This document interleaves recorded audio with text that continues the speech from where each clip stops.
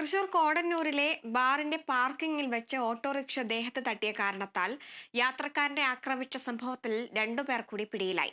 തൃശൂർ പള്ളിപ്പുറം സ്വദേശി ആദർശ്, കണ്ണംകുളങ്ങര സ്വദേശി വിവേക് എന്നിവരാണ് പിടിയിലായത്. ഇരുവരും വിയൂരിൽ ഒളിവിൽ കഴിയുന്നതിനിടെയാണ് ചേർപ്പ് പോലീസ് പിടികൂടിയത്. ഈ കേസിൽ നേരത്തെ 3 പേരെ തിരുവനന്തപുരത്ത് നിന്ന് പിടികൂടിയിരുന്നു.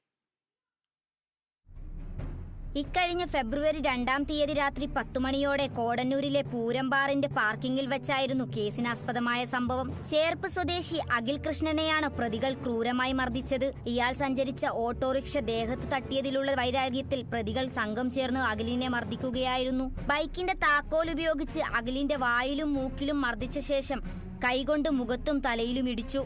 ഇതിനിടെ ഓട്ടോയിൽ കയറിയ അഖിലിനെ വാഹനത്തിൽ നിന്നും വലിച്ചിറക്കി വീണ്ടും ഹെൽമറ്റ് കൊണ്ട് തലയ്ക്കടിക്കുകയും ചെയ്തു.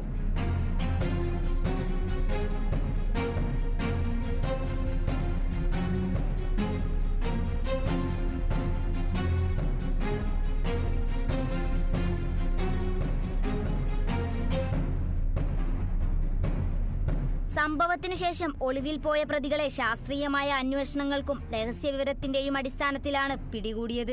കോടന്നൂർ സ്വദേശി ശ്രീനിർമ്മൽ, അമ്മാടം സ്വദേശി അക്ഷയ്, പനമുക്ക് സ്വദേശി അഖിലേഷ് എന്നിവരാണ് നേരത്തെ തിരുവനന്തപുരത്തു നിന്നും പിടിയിലായത്.